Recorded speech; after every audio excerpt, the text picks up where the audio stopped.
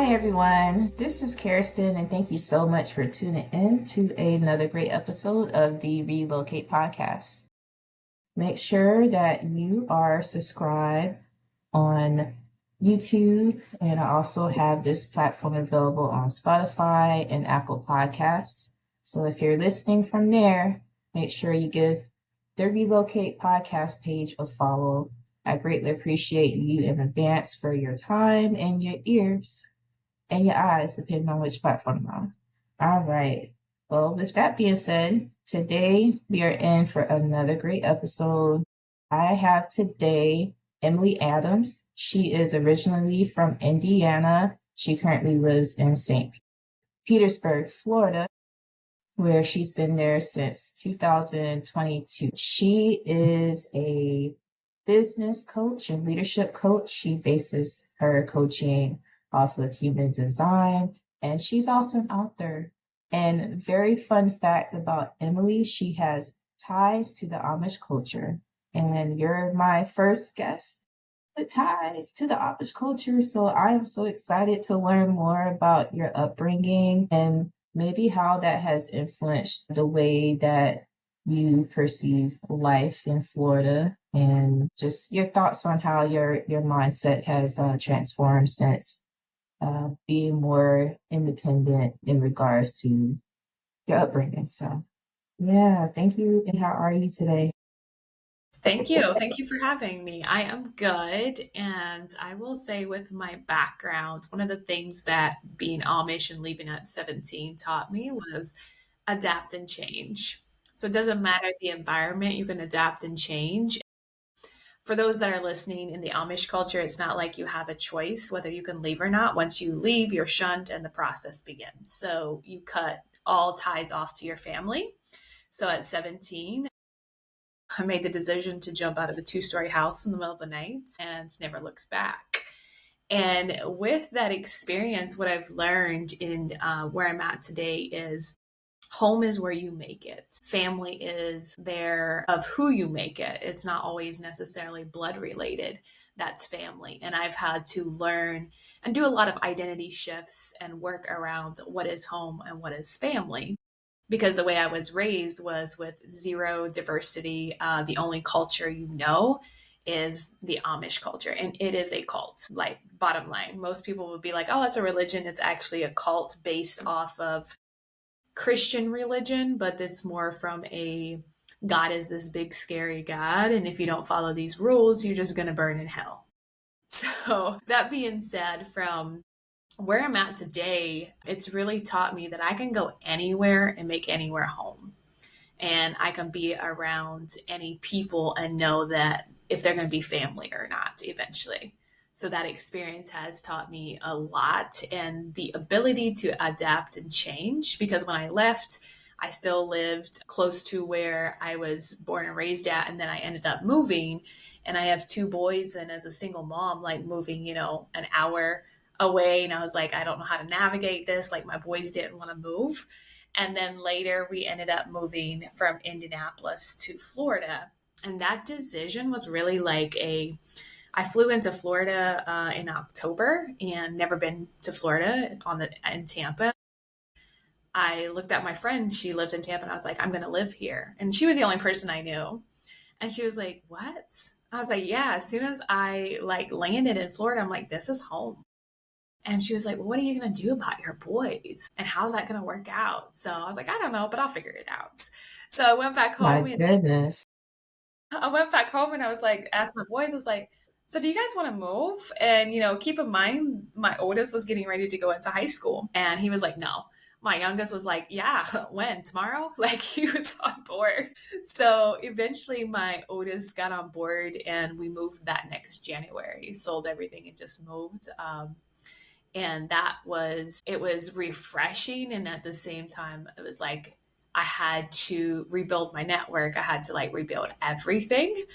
And at the same time, I felt like I also let go of a lot from Indianapolis that no longer, they were just connections and relationships that I really didn't serve me.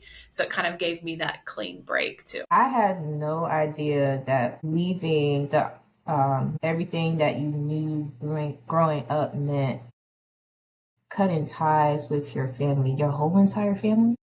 Yeah, the whole entire family, the whole community, everything. Like, you can't go back. The only way you can go back, so there was a funeral, like my nephew passed away and I went back for his funeral, but that was just like, when you go back, there is a shunning process. You can't eat at the certain table. They will treat you some type of way. So when you walk in, like, they're looking at you like, well, she's burning in hell, because that's their mentality. Because I broke off of it, I'm considered like this horrible person that doesn't have a soul, or that doesn't have a shot of getting into what they consider heaven. Is that the same for your boys? Do they treat your boys the same way?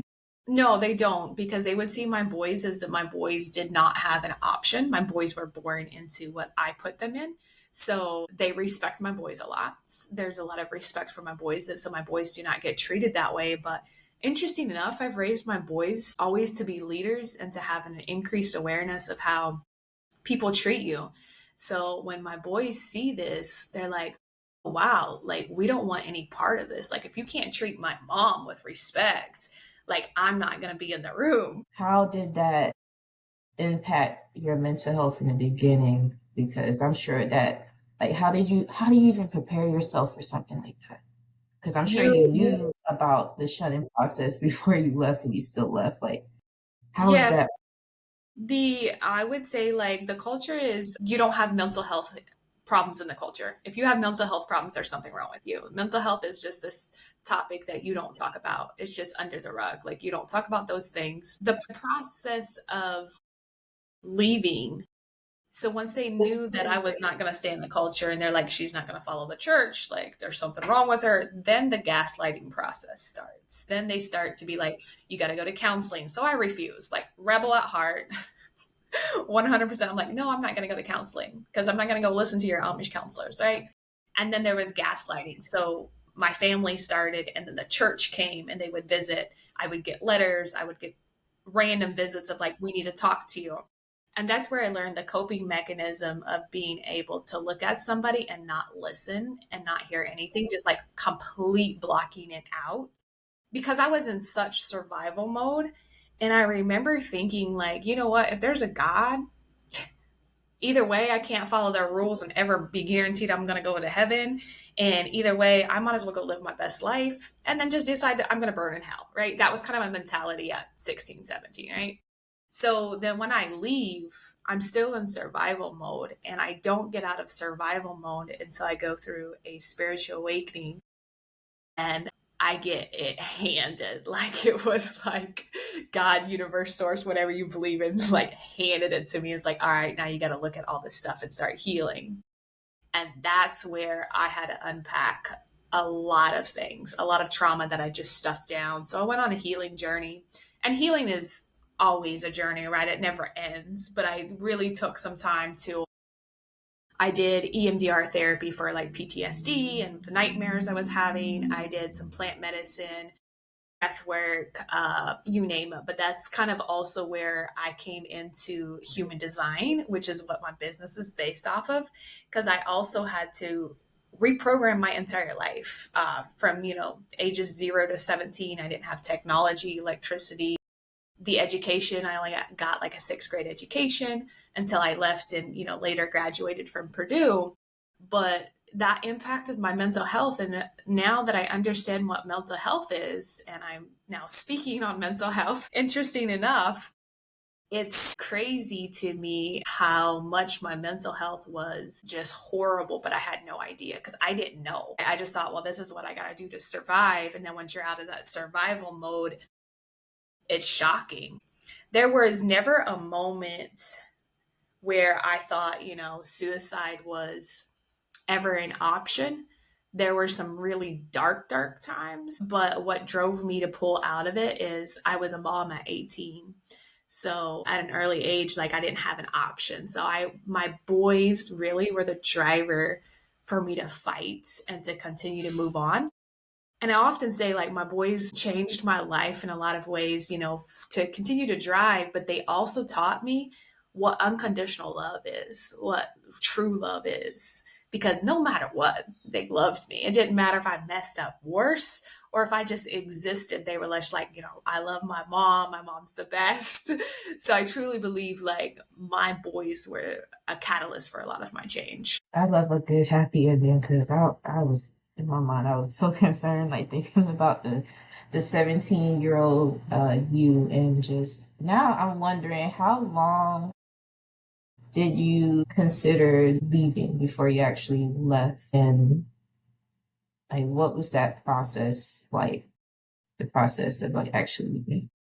Yeah, so I would say I've always was never your typical Amish girl. Like I just wasn't. I didn't fit into the cliques. I didn't have a whole lot of friends.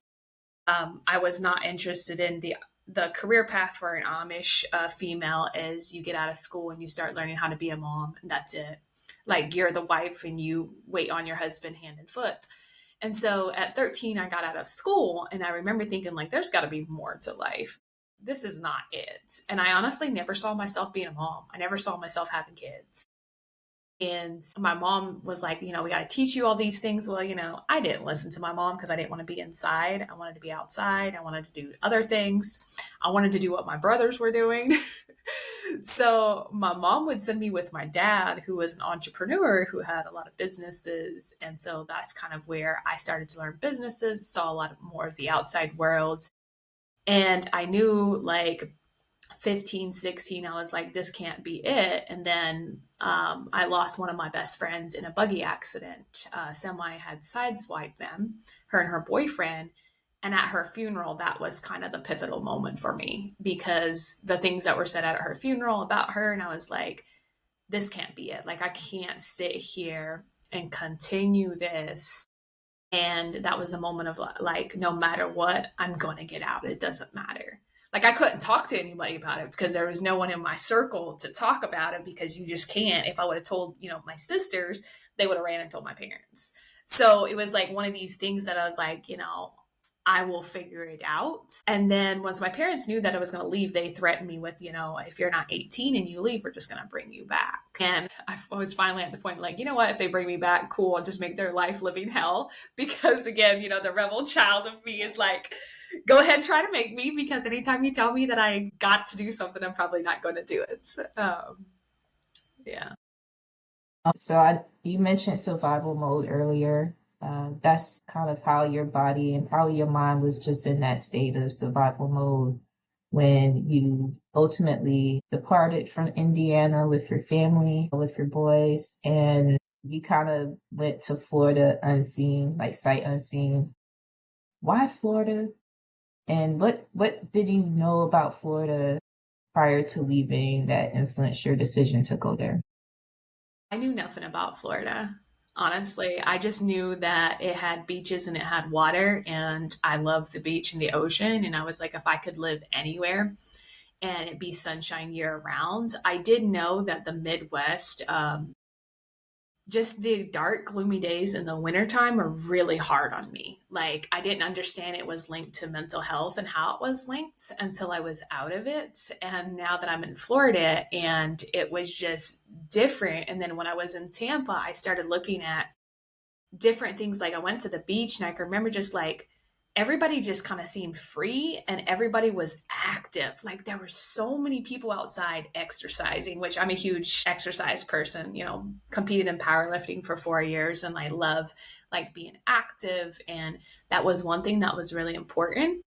The other piece was I wanted diversity and culture for my boys. If I stayed in Midwest, they would have never gotten that. Now, I say that to say that Florida, I'm not political. I don't support currently what's going on in the Florida political world. But when we moved from Indiana to Florida, the schools here are not great on education, but they did give the culture and diversity that my boys needed for other purposes. So it gave them a lot of life skills, not necessarily book skills, because when we moved, they were almost 3 weeks ahead of their class. So it was like this huge shock. And then they go to school and, in Midwest, you go to predominantly white schools, right? They go to these schools where they're now the minority. And so now they get to have this huge life lesson to understand, like, this is actually how the world works. And this is what racism feels like, or this is, what stereotyping is. And so that, I believe, like, was one of the best things I did for them. So they could understand that from a lot of different perspectives. Speaking of the world, I have another question. Because I'm sure with the Amish culture, they probably just drilled what they knew about the world into you. But you had this curiosity about what was outside of that. What did you understand about the outside world before you left? I think that's a pretty profound question because there had to be some type of like foundation or like theory that you had there that kind of propelled you out of Indiana. Yeah, I did not understand a lot of things about the outside world, outside of the Amish culture. I didn't understand racism. Like, we weren't, like, I didn't understand that that even existed. And I didn't understand, like, I understood the stereotyping because anytime we would go out to public, if it was on vacation or grocery shopping, people would ask us the craziest questions. Like, they would come up and try to touch us to see if we're real. They would come up and ask us if we bought our underwear or if we actually sewed them. They would ask us, do you have sex? And I'm like, excuse me? Like, how was I born? So we would get these crazy, it was almost like people would look at us like we're weird. And it was just like this stereotyping to the point where you didn't want to go out in public. Like, it's just not something that you wanted to do because it was just like, I don't want to have everybody looking at me and being this way. And then once I left, I realized that that was an identity I had to shift because even though I wasn't dressed Amish anymore, I always thought people were staring at me because it was a learned behavior, right? And so the foundation was like, I didn't understand culture. I didn't understand diversity. I didn't understand what other races face, especially here in America. And I can remember when I first started powerlifting, the group that I powerlifted with, there were multiple different races in our group. And I would start to have these conversations, and they were intrigued about Amish, and I was intrigued about their culture. And so we started learning from each other. And they were like, oh, yeah, these are things like you don't do that in our culture. Like, these are things that is actually considered racism. Like, and they educated me in a way, and then I educated them, in another way. So it became this beautiful thing. But without that, and I studied, some books that they recommended and some other things to make sure that I educated myself and so that I was appropriate. And then the whole thing with George Floyd happened, and then that really was next level eye opening for me and gave me a whole other perspective and changed a lot of things. And by having those conversations with my friends, and then also understanding that when I am out in public now, how I get to be an advocate and how I get to stand up and be a voice for those that don't have a voice. But from a foundational perspective, like, I had nothing leaving, but I did, make some good connections, and those connections were really good resources to help educate me. But even in today's, like, they would not necessarily, in that culture, they wouldn't have that foundation or that understanding. I think that it's important to definitely, for anyone who's listening, like it's so important to have these conversations and these episodes with just unique stories like this. Um, we tend to just surround ourselves with what we know and find it sometimes difficult to understand other people's lived experiences and why they move. And what I mean by like how people move is just, I don't know, like sometimes I have debates online about some people may say, why move somewhere and not do the research first? Or why why do people move and they just don't have an idea of what the culture of life is like in X city? You just never really know other people's lived experiences until you actually have an opportunity to sit down and really hear and hear to understand. So far, like, I really appreciate this conversation and just learning more about your background and how you so-called defied that background, the Amish background, that is. How you just transformed. It's kind of like watching a caterpillar turn into a butterfly. I think it's really cool. That's a great summary, but I think Yeah, that it's a lot of, I always joke and say that I'm not scared of death because it's been a lot of death and rebirth, just like on repeats. yeah. We're gonna talk about Florida now. You and your boys ride to Florida. I think you said Orlando first, right? That's where you landed. Tampa first. Tampa. Tampa. Gotcha. If there was a culture shock, what was it when you first arrived? And also, I'm curious to know how your boys were able to adjust to a different way of living once they relocated too. Yeah, from a culture shock perspective, for me, it didn't hit me that hard. And honestly, like I appreciated there were small things that I realized in Florida that were now appropriate that would have not been in the Midwest. And for example, being outdoors to run in a sports bra and shorts, you wouldn't look at as like some sort of way. In the gym cultures are completely different. Than they were in the Midwest. So I appreciated those things. The food, completely different, right? So I didn't necessarily go through much of a culture shock, but my boys did. And they had originally went to, and that was through their school system. Like they came down and they had to remake all new friends, all new everything. And so for the first, I would say 3 or 4 months, it was a little rough for them to like adjust to understand. One of my boys was very popular back in Indiana, and now he comes to school and he's not the popular one. So he gets to learn that lesson, right? It's like, oh, now I get to build a whole other, friendship group and all these things. The interesting thing about Florida schools, there's a lot of violence. There's a lot of fights, and this was not something that they're used to at all.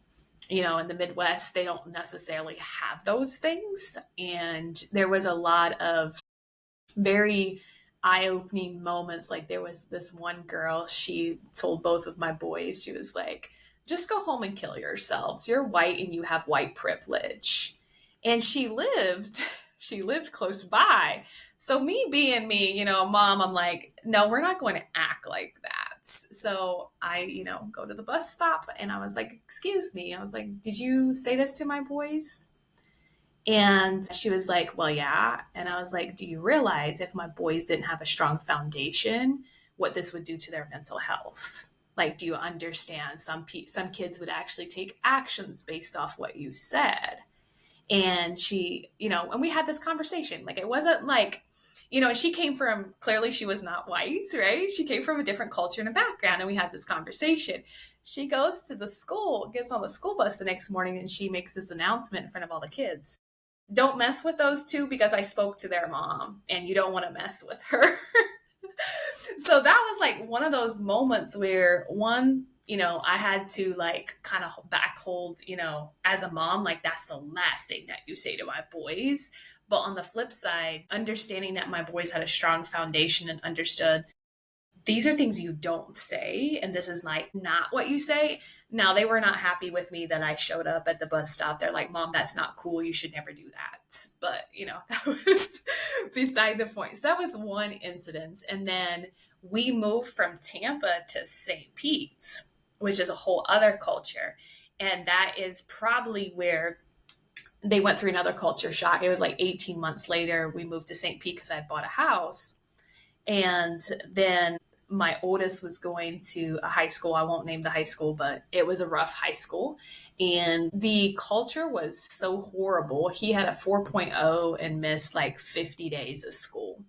Just like his mental health was horrible. So I walked into the school and I said, we have an issue. And they're like, oh no, he's going to graduate. He's got a 4.0.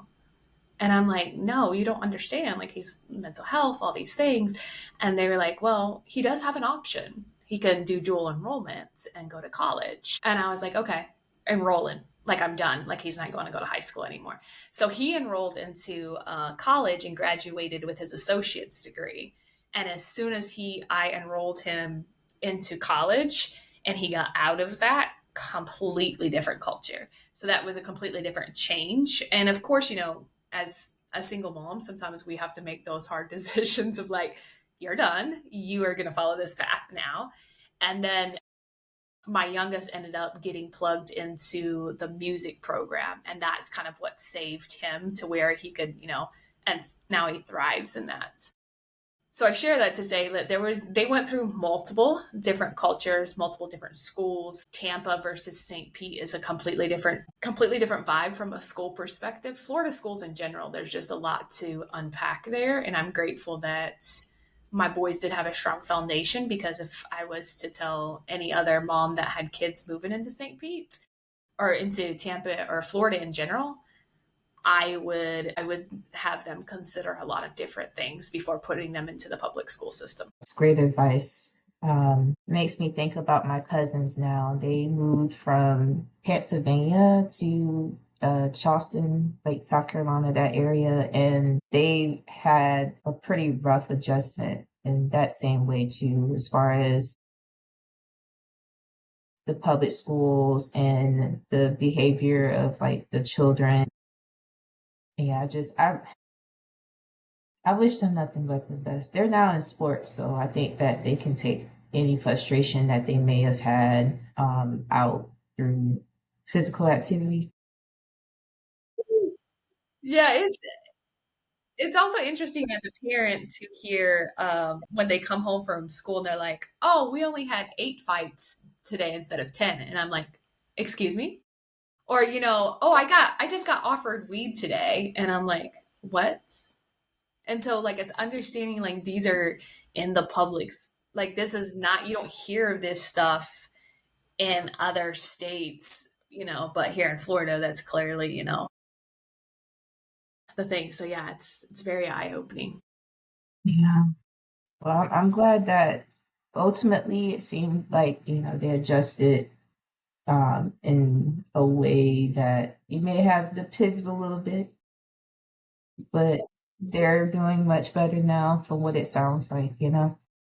Yes, and I Yeah. will I will add that Florida does the dual enrollment program is like ideal for children to be able to do that. And it does have some perks. So it's not all necessarily bad, but I do feel like if you do some research, or if you're looking to move, like just doing research online isn't going to get you like the realness unless you like start actually having conversations with people that have that kind of, you know, background or that kind of knowledge on the school. For example, the high school that both my boys go to, or one is now in college, that is one of the top high schools in Florida for music. And so, but it's also one of the roughest high schools where they have like 8 or 9 fights a day. So it's like this balance of, well, do you send them there? Do you not?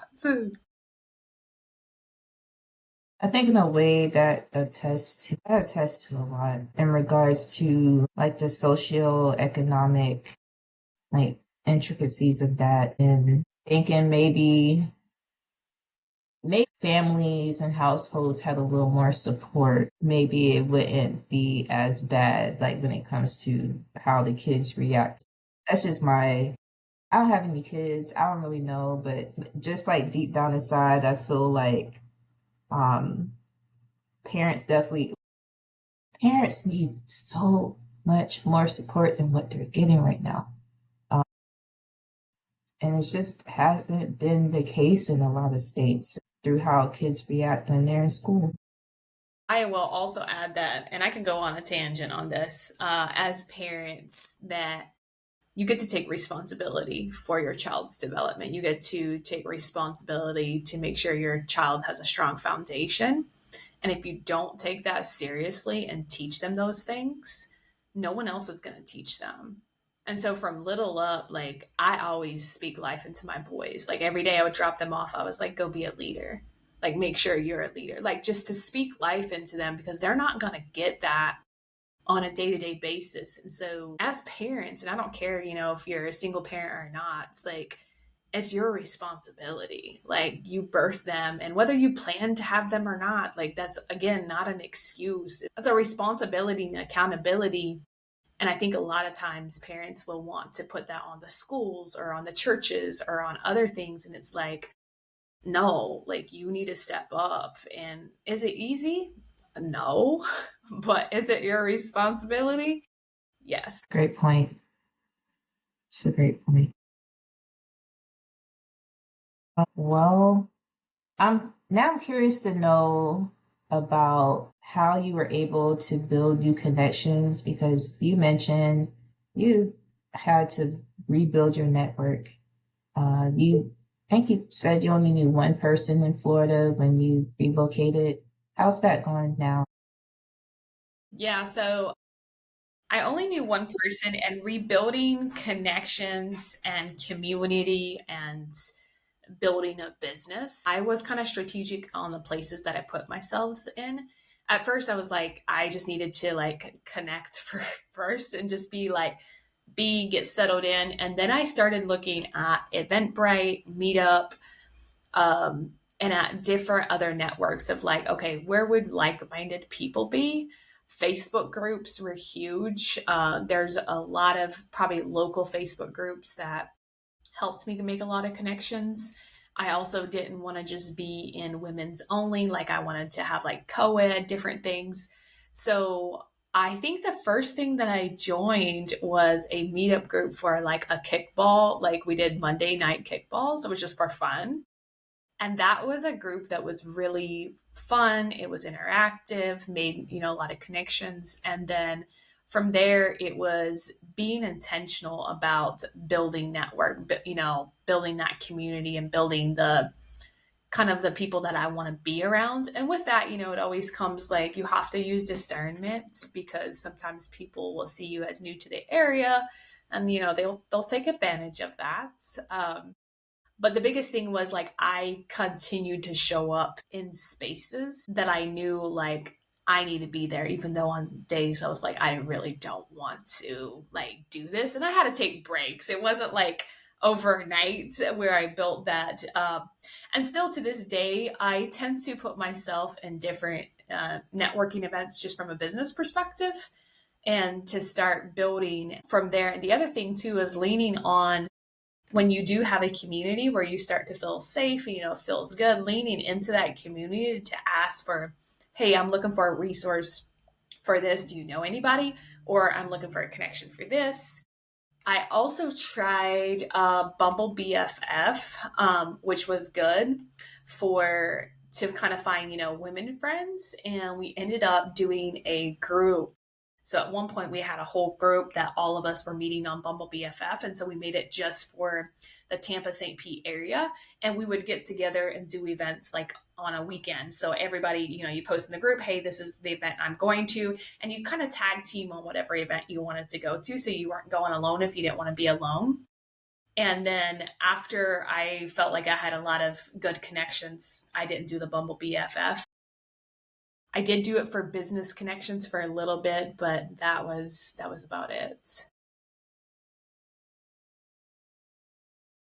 You stumbled upon any ex-Amish groups, like something similar to what you mentioned in Florida or Tampa or St. Pete at all? No, I haven't. And my challenge with that, even if I would stumble upon those groups, I'd be hesitant to join those. And the reason why is the amount of reprogramming that you have to do to get out of the Amish culture. And even when I meet somebody, online, they're like, oh yeah, I used to be an Amish. I can usually tell like whether they have done the identity work or not, because then it becomes this, the real world versus me type of mentality. And that's not like, I feel like I don't look at, me and then there's another outside world. Like I don't have that identity anymore because it's like we are all one and all of us as one as a collective, right? That's kind of my mentality from a more of a spiritual perspective. And there's deeper roots like to the culture and the way that the religion has programmed. So I'm not sure that I would even join a group like that, to be honest. I would be very mindful in joining something like that. I get it. Could definitely protect your boundaries and your peace. Yes. Yeah. Okay. Looking, now that I'm thinking about it, because you've been in Florida for a while now, what specifically do you enjoy about living in Florida? How does the environment and the culture and the lifestyle there suit the person that you've become since leaving Indiana? The things that I enjoy, I'm 12 minutes from the beach and like 7 minutes from the bayside. So I can go to either or side of the water. I'm a huge water person. I enjoy the diversity in the culture. Just like there's so many people that move from all over the world into Tampa and St. Pete area that you never meet somebody that's like from the same culture. Like everybody has their own backgrounds and their stories, and like just being able to be around that and learning different things from those type of people. Like that was their, lived experiences. That's what they learned. I appreciate that.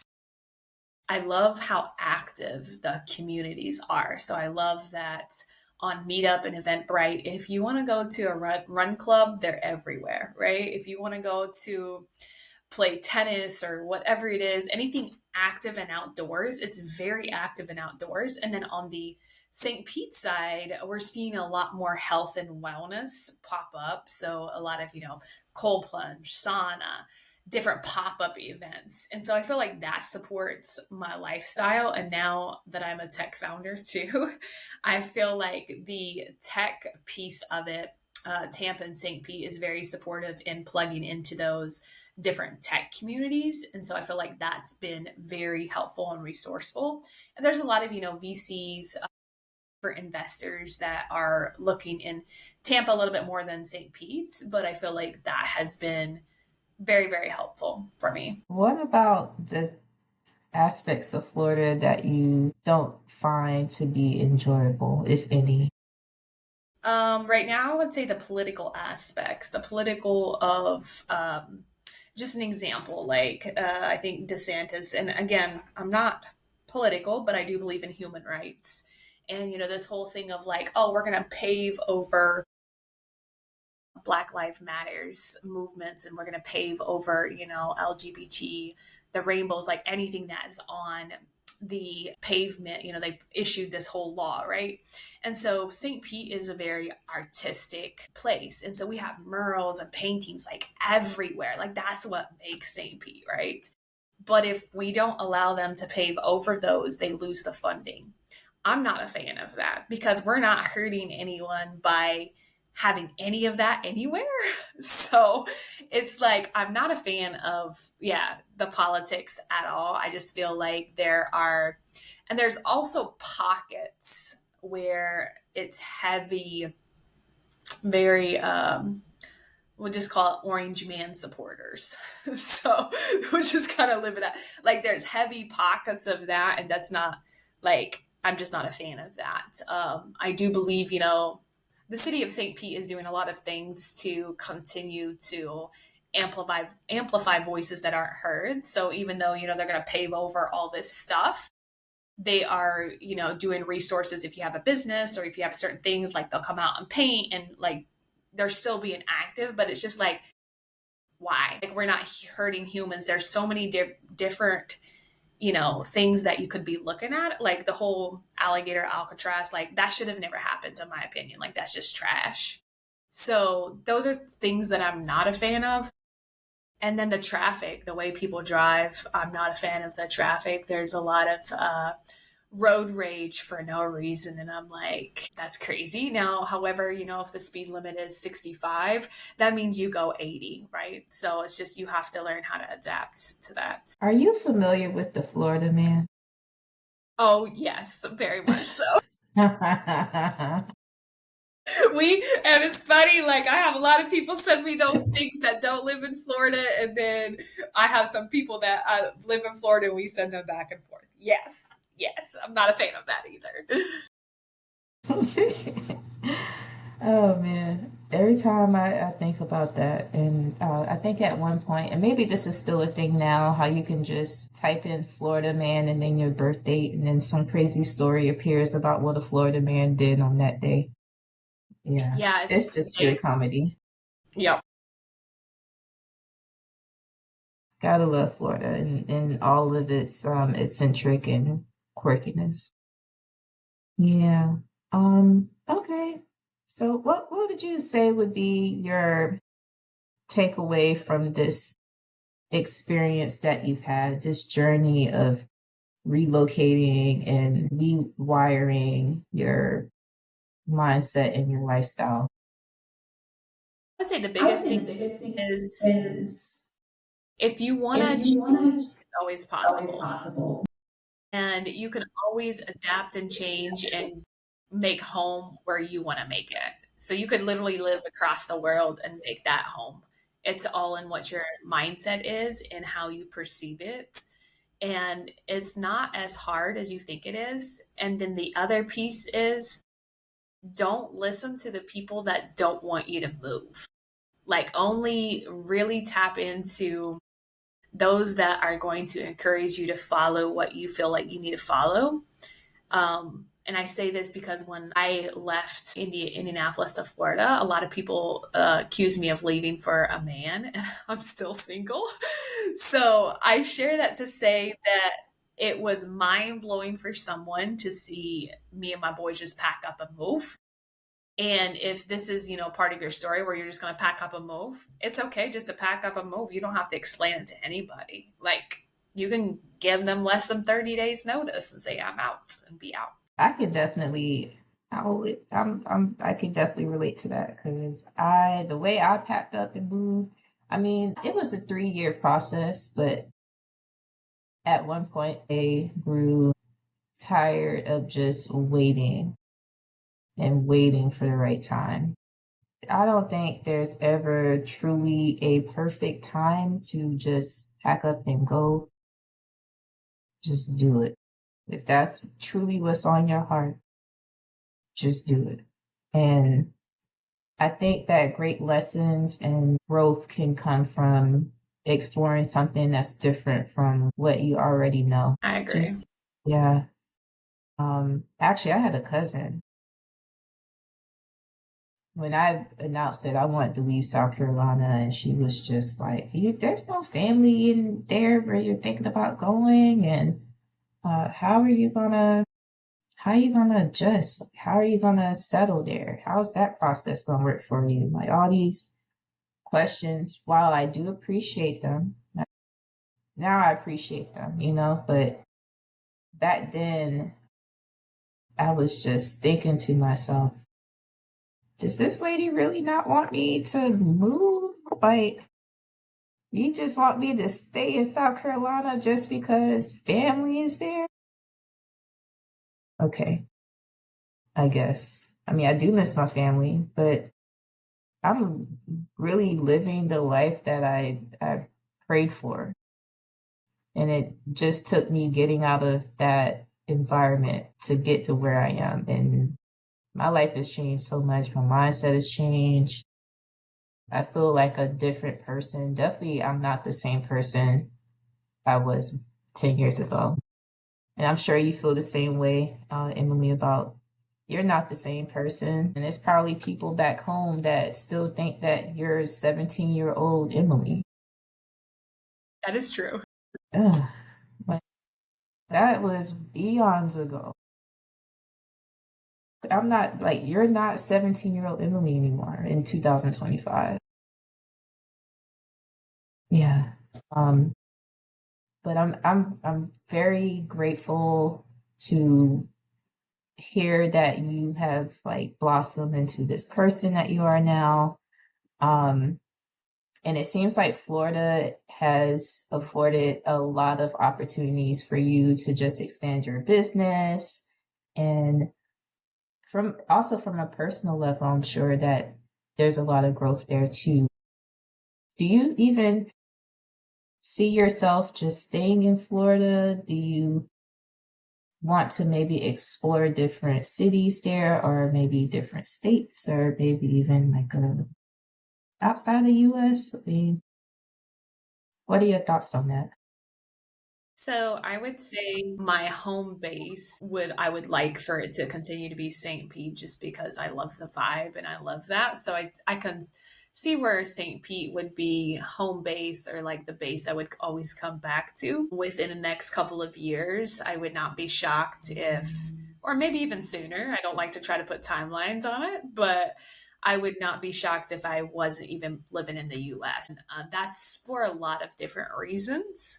And for me specifically, not to mention the US kind of feels like it's in a dumpster fire currently, but there's a wellness and health piece to it. And what's concerning for me is the food and the quality of life and the way that the US is compared to some of the other countries that I've been looking at.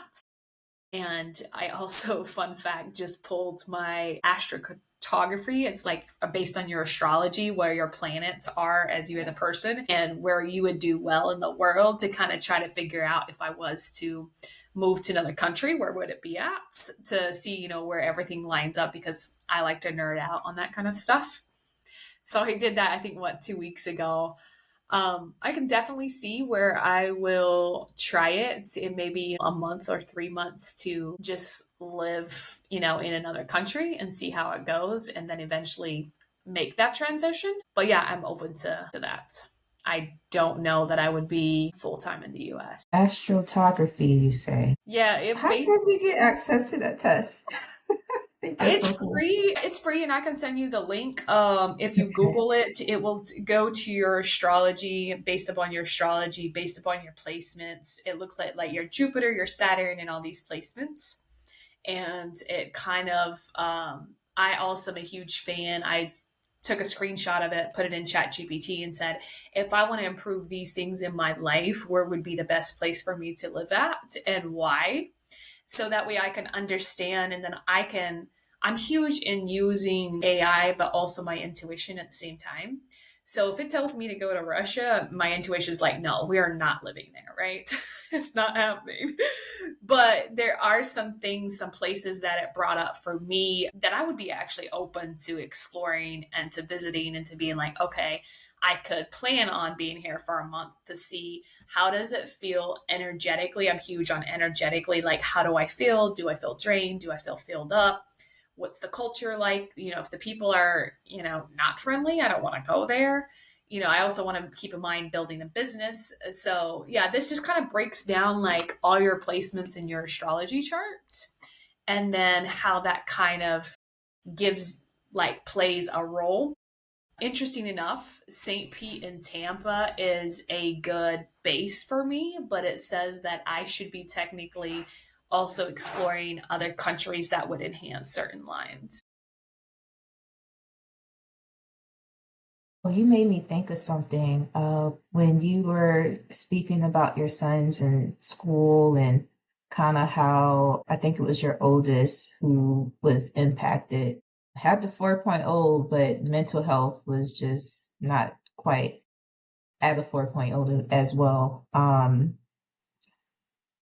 had a guest. I don't know if you're thinking about Mexico, but she was a teacher in Mexico because she's not in Mexico anymore. She's back in the U.S. teaching, and hopefully I can get her on here talk about her transition. But anyways, she was speaking about the difference between teaching in the U.S. and teaching in Mexico, and how in Mexico the administration cares so much about a child's well-being from a mental aspect, and just how are they how do they feel, how are they getting along with the kids and socializing with the kids, and like mindset is just so important to for them to be able to ultimately learn the material that's on the syllabus. So she was pretty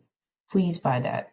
It wasn't so much of, we care about your grades, which they do. They care about the grades. The parents care so much about the grades. But the school does a really good job of also cultivating a positive mental environment, an environment where the kids can just be a lot more at peace when it comes to the environment that they learn in. Yeah, I see why you would want to consider other countries in the future. And I don't know, maybe by then your kids probably won't be in grade school anymore. Yeah. Yeah, so my youngest, he's got 2 more years left. It's interesting because this last spring, he actually went to Spain with his music group and they did a whole tour for a week. And that really opened him up. So he would live abroad tomorrow, like no questions asked. But that was like another introduction to like a different culture and a different way of life. And it was probably one of the best things that I'm glad he was able to experience. So he knows something outside of what he's currently living. Gosh, yes, butterfly. Yes, he's a butterfly. And you know that little tune that's just like, she was a fairy, like he was a fairy in Spain. Yes, love that. Okay. Well, my last question to you, I think you provided a wealth of knowledge for not only people who may be on the inside of the Amish culture, like trying to look outside and learn more about how you were able to move forward, but also maybe people who might be people listening who have relocated from a completely different country. So they can definitely seek wisdom through your experience. But yeah, this question I ask everyone: what advice would you provide to the younger version of yourself? The advice I would provide would be love yourself and know your worth. I think that would have prevented a lot of a lot of things. But yeah, that would be the advice. Ultimately, whatever you're feeling from within, go with that. Go with that and love yourself too in the process. That's going to come so in handy too as you're adjusting to your new environment, because with all the changes, and sometimes people may get a little lonely in the process, it's so important to love yourself. Emily, I appreciate you.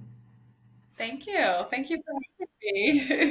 Yeah, and everyone, Emily's information will be in the description of this episode. I highly encourage you give her a follow, especially if you received her message for today. Oh, that link. I'm going to definitely add that into the description too, because I'm going to take a look at it. I'll leave it for people who are listening who want to take a look at it in the description as well of this episode. And everyone who's listening, who made it to the end, thank you for being a part of this movement that I am creating, where I share other people's experiences of living in places across the world and how that impacts everything from mental health to sense of belonging to newfound identity, or maybe even identity crisis. So a lot of different aspects to relocating that people don't consider until they actually relocate. And there's certain things that you can Google about a certain area, but that mental health piece, I think, needs to be discussed a lot more. So that's why I'm here. That's why we're here. So thank you for your time, everyone. Thank you for tuning in to the Relocate Podcast, and have a great day.